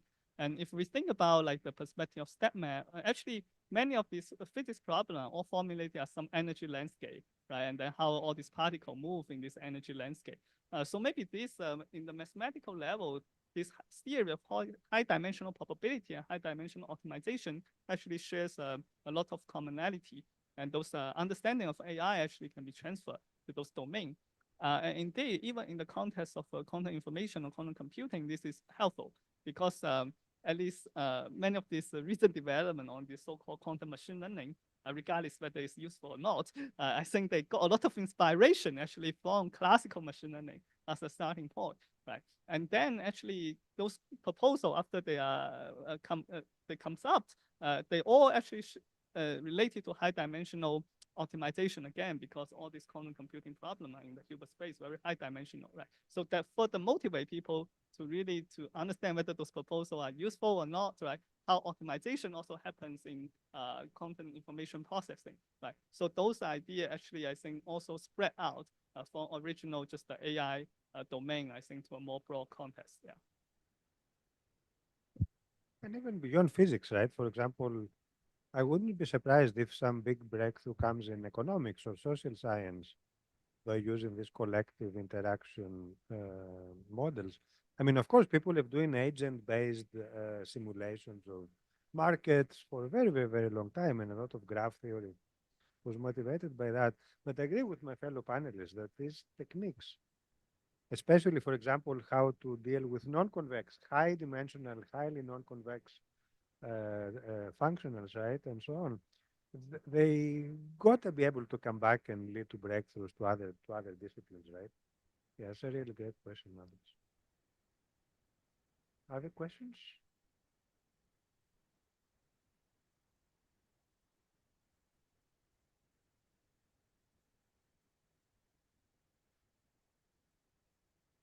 Maybe I'll say something. Maybe I'll ask something slightly controversial. Okay, so I think from what I heard, everybody in this room, who spoke up, agrees that the Nobel Committee did a good thing, right? I didn't, we sort of found a lot of reasons to. Does anybody think that the Nobel Committee erred? And I don't mean in a way that others should have given it to someone else, because these discussions always come with Nobel Prizes. But let's think about it from the point of view of the particular devices that the prize went for. For example, the Hopfield network and the autoencoder. Can anybody think anything wrong? Anything that might have been wrong with these choices, or perhaps even sending the wrong signal?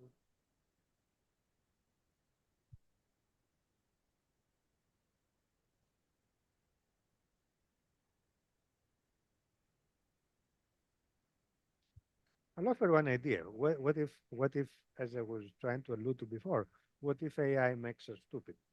it can do a lot of tasks on our behalf, then we lose the ability to do those tasks. Did the Nobel Committee err by encouraging this sort of laziness? I don't believe that, by the way, but I'm saying just to provoke.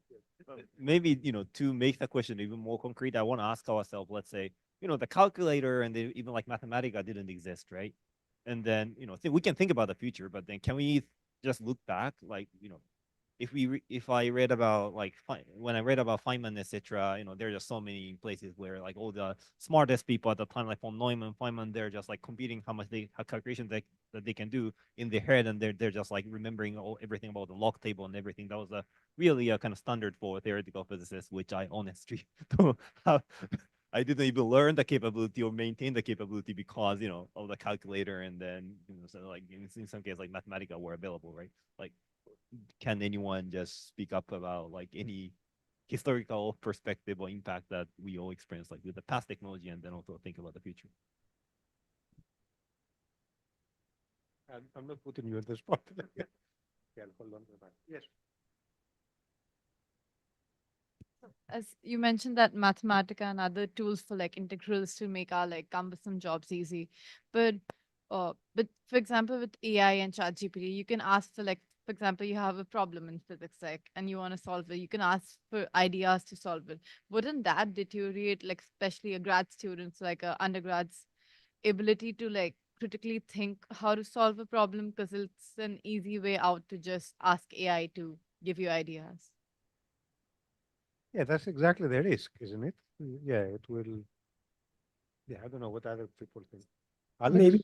Maybe just related. I mean, we have had things that deteriorate a graduate student's ability to tackle a problem for a long time. Paul Ginsparg is like primarily responsible for this kind of thing. I remember posing a probabilistic question to our group Slack to just test some Bayesian inference reasoning to everyone, and you had to vote for either one probability or another. And almost everyone voted, and they had to like put skin in the game. And then one of the really smart graduate students just found that there was an archive paper that exactly answered this in like 1999, and he just posted the link to the paper, and I'm like, okay, so you did no thinking, you just instantly found the answer on archive. And I've done that tons of times for problem sets too, and I think it does stunt your growth a little bit, but these things have existed before, and people do tend to adapt around it, so I'm not as pessimistic about AI or language models inhibiting our ability to reason.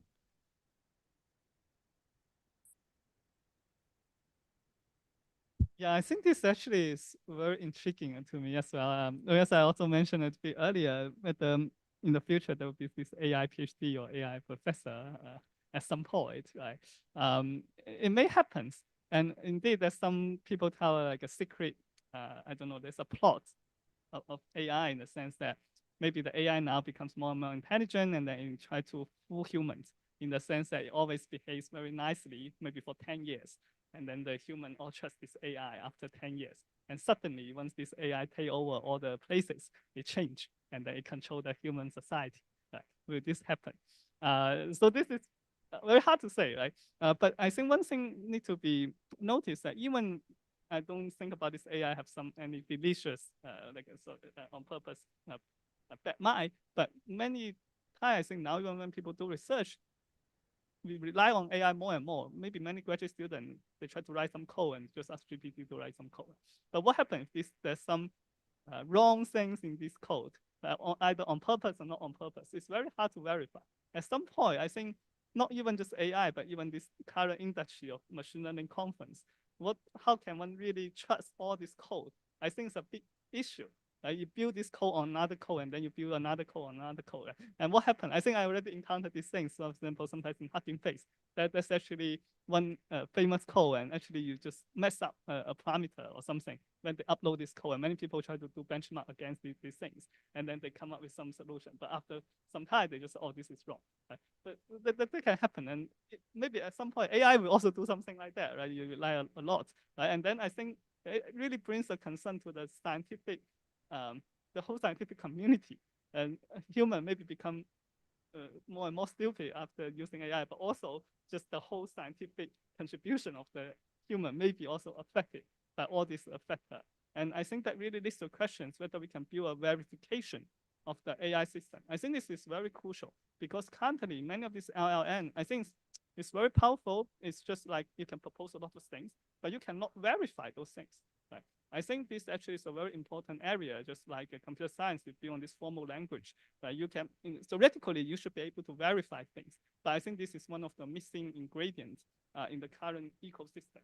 I think if we don't get this system correct, I think it could be troublesome. Either this AI have some bad mind purpose or even just doing what it is in the long run.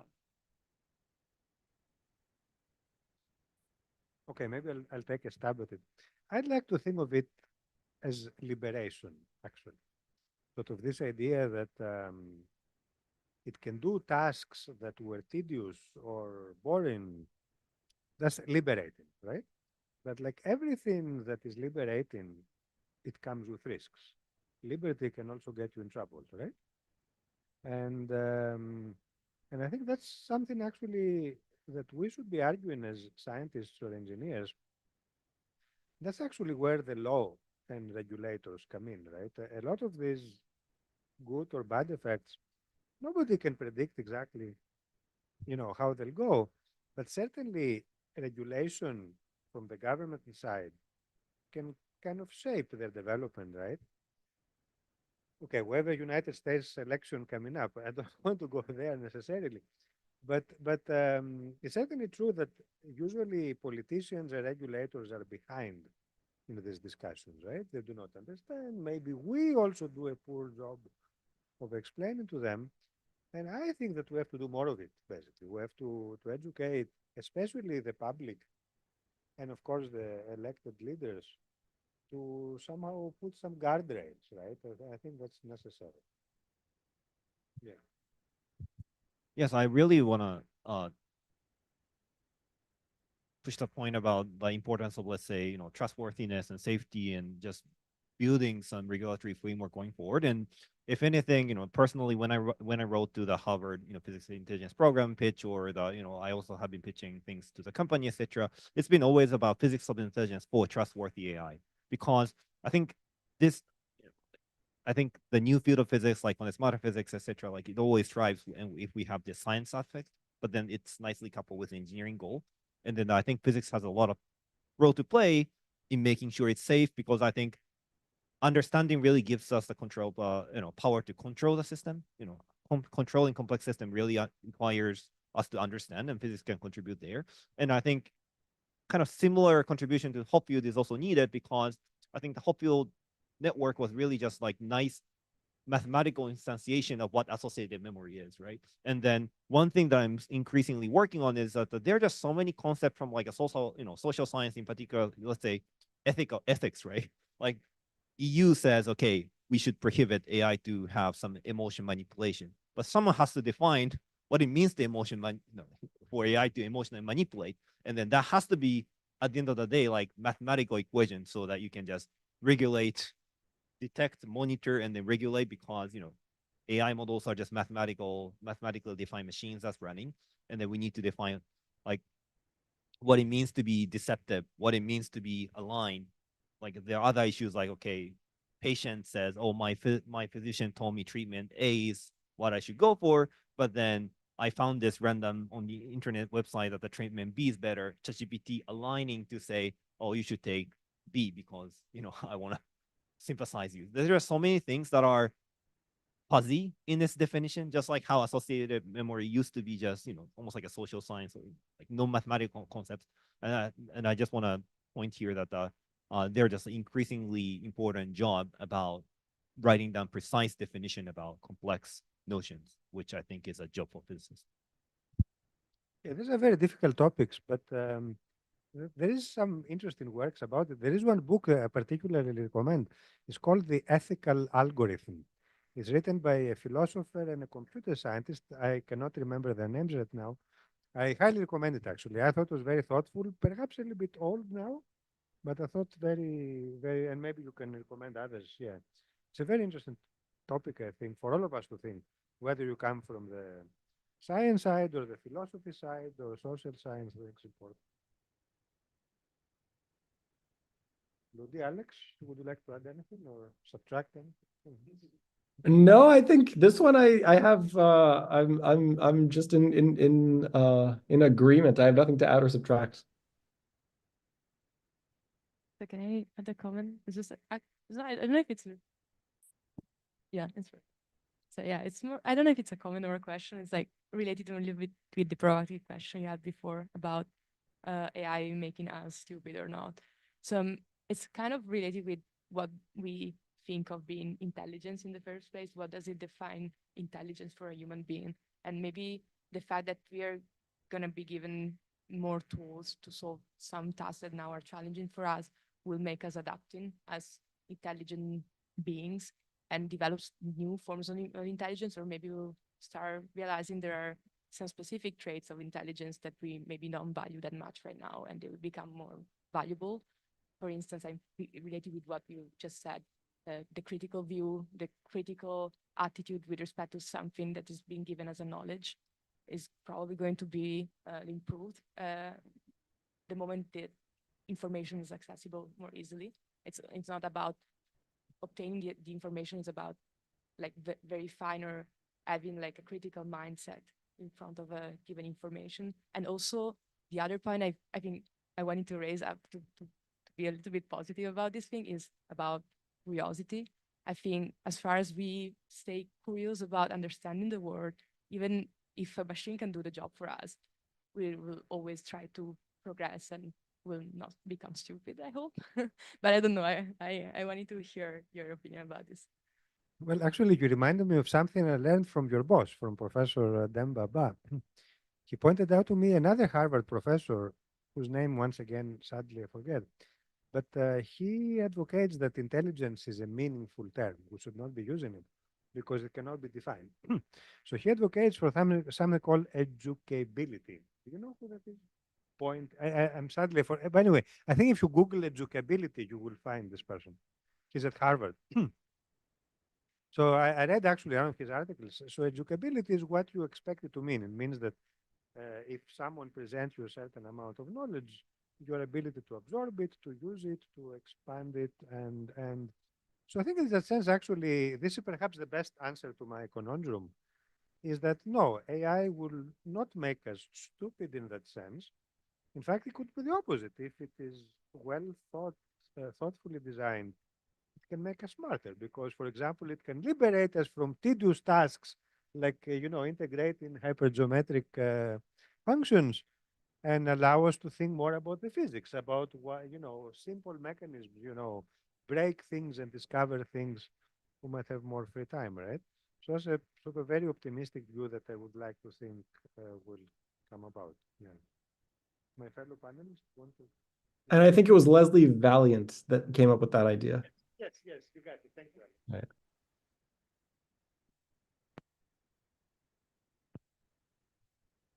Yeah, this is very related to the points that have already been made, but I think a lot about Isaac Asimov's prediction of like a personalized, super advanced tutor. And right now, LLMs are advancing quickly, but they hallucinate a lot.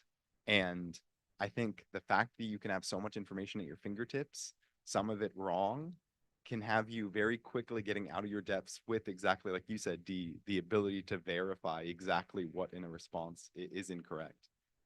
So yeah, I totally agree that it holds immense promise. Should I be worried about the fact that right now people have general access to very advanced information that they haven't kind of built up to, or is that just a net benefit that could enable that curiosity and spur them to explore more broadly? Yeah, I think this is very important. I also want to raise one point saying I think education plays a very important role.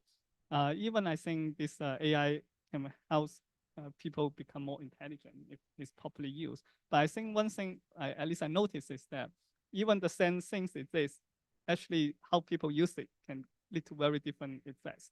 And I think that my feelings that actually this existence of super AI will actually enlarge the gap between humans, in the sense that for those humans who can frequently and properly and intelligently use this AI, compared to those humans, they don't know how to use this AI, right? So actually, I think that even happen. I mean, not just for AI, but all this like internet or all those things, right?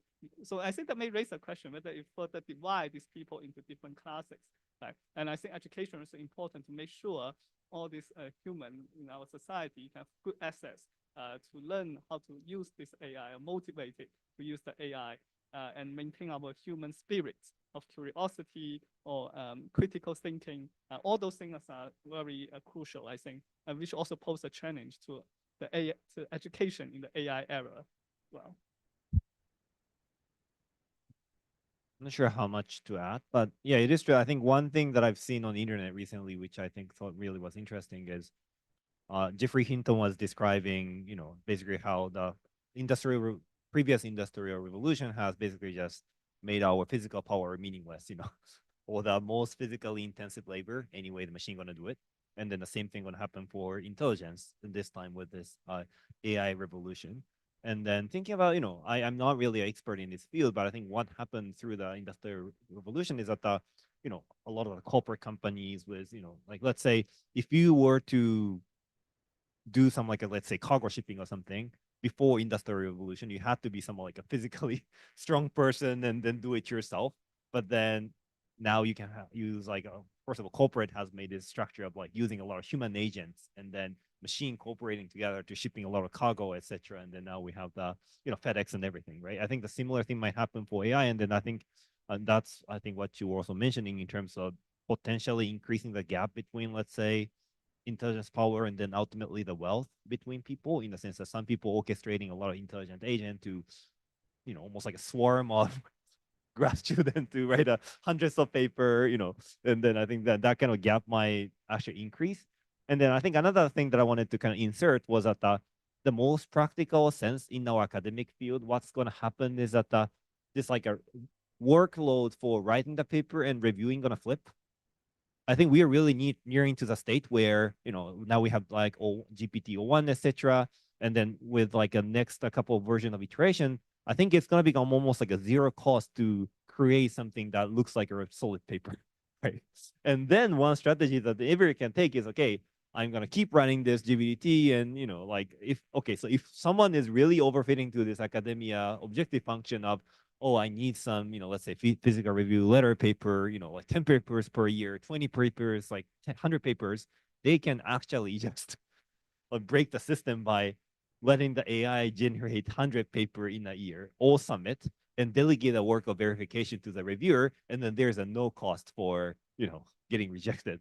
So I think really the system needs to adapt, we might need to just a tax submitting paper that's going to be rejected, or there just needs to some mechanism change, because I think the reviewer will take much more load than generator, which is a conventional academic researcher. Maybe we should put the reviewer's name on the paper. I don't know what the best way to accommodate it, but I think that's a feature that we're getting into for sure. That's pretty scary, but I'd like to go back to the first thing you said about the Industrial Revolution. I mean, it's true that we do not need so much physical power, but people still go to the gym. Obviously, I don't, but people go to the gym and actually can look much better, I guess, than someone whose exercise is, I don't know, lifting cows or whatever. So maybe sort of the intellectual tasks are like that. Yes, AI can automate a lot of them, and you don't need to think anymore. But probably people will still do it as a hobby, right? As an exercise, and it will be more pleasant.